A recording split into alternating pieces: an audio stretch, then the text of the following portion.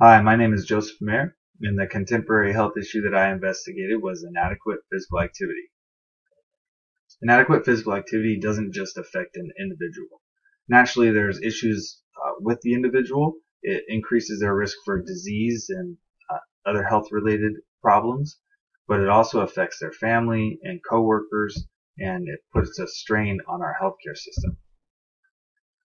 So some of the issues that arise with physical inactivity, uh, we see here obesity, diabetes, specifically type 2, certain types of cancer, specifically colon and breast, coronary heart disease, and again, an impact on our healthcare system.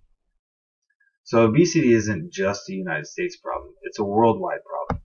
In the United States, though, we see that 1/3 of our citizens are affected, and it's not just a certain group. It's all demographics. It's young and old, male and female, rich and poor. Every group is seeing an increase in obesity. Cancer is another one. 10% of both breast and colon cancer are associated with physical inactivity, and it is increased. So the risk of getting colon or breast cancer increases when you're not physically active. The chart to the right shows that if we just got physically active and got our muscles, the big muscle in our chest pumping, that we could decrease the risk of these diseases.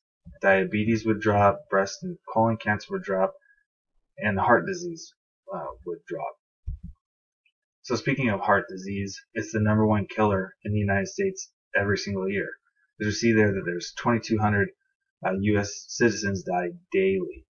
So again, if we could just get active, we could drop those numbers. All-cause mortality, we see that 1.6 million chronic diseases are diagnosed each year, and that 15% of those are attributed to a sedentary lifestyle. So outside the problems that affect specifically the individual, we have a financial cost that is a burden on our healthcare system.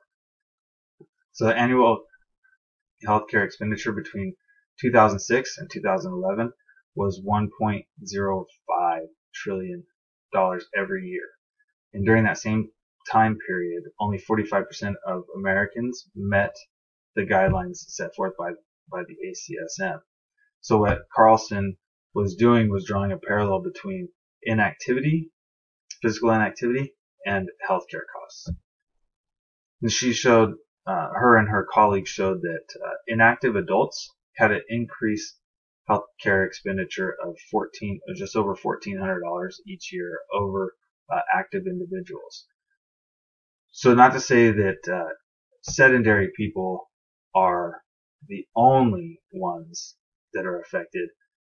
Insufficient activity, those individuals also have an increased cost of $713 on average over physically active adults. And with approximately 150 billion associated costs each year, obesity is one of the major healthcare issues of the 21st century, according to Trivedi and his colleagues. So what are the potential impacts on health and wellness? We've talked about coronary heart disease, type 2 diabetes, and certain cancers. We've talked about obesity, and we spoke on healthcare expenditures. So what can we do? The ACSM, or the American College of Sports Medicine, recommends increasing physical activity to a minimum of 150 minutes per week. This can be 5 days, 30 minutes a day, and that's moderate intensity. You can cut that number in half if you do vigorous intensity exercise. So that'd be 75 minutes. And that if you chose the route to go 150 minutes per week, and so 30 minutes a day, you could break those 30 minutes into 10-minute segments. By increasing physical activity, individuals can add length to their life. As you see here, the average would be almost 3/4 of a year, but that would be an average from all activity levels that we see. So that means from the most active to the least active. And so what Lee and his associates did was they drew an average. So obviously sedentary individuals who get active are going to increase their life expectancy by more than that 0.68 that we see there. Also, increased energy expenditure has a curvilinear decrease. So sometimes that can rise back up a little bit, and that's going to be in overly active adults, people who are straining their heart the other way, marathon runners or Ironman type activities. So what strategies are currently utilized? The United States isn't the only group that sees it this way. The United Nations addresses physical inactivity as a factor of non-communicable diseases. So they got together, they have policies in place, they have programs in place, and so 73% of the World Health Organization, they call them states, but 73% of their members have a plan in place to address the physical activity levels, but only about half of those are actually in place and up and running.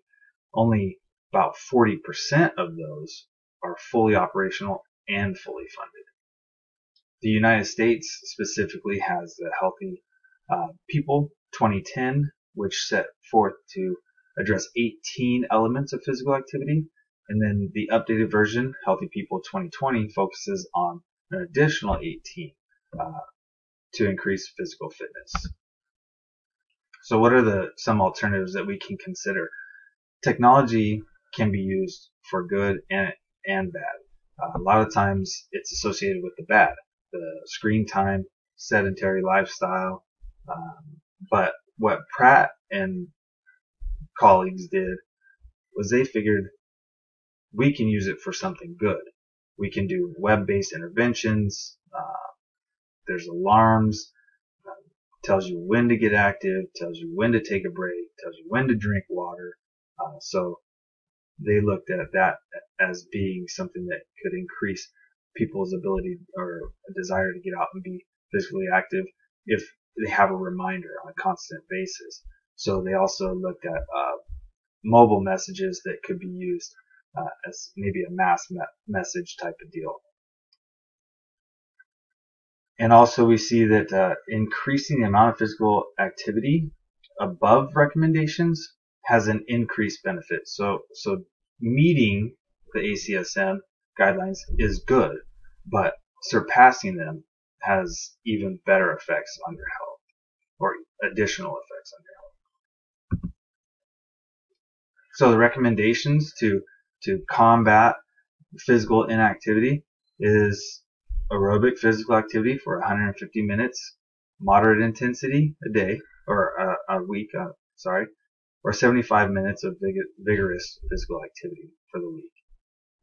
Limit some of your sedentary lifestyle activities, your screen time, Instagram, social media, newspapers. All those things are fun, but limiting the amount of time that you spend on them and trying to get out and be active in that time that you would typically be using to do those activities. And what you can do is increase your use of recreational forms of transportation. Use the stairs.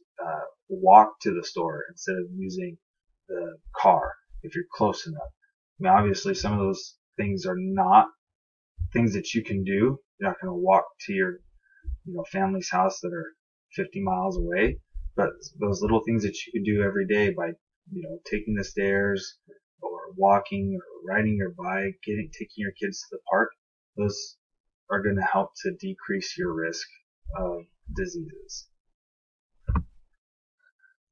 So things that you can think about is it's important to understand that ACSM recommendations, those are minimums. Things that we should do just to see the benefits. But if you wanted to have increased benefits, you should do more. And they note, or Knight notes, that for every additional 15 minutes, you can reduce your all-cause mortality and all-cause cancers by 4% on your all-cause mortality, so any illnesses or sicknesses, and 1% for cancers.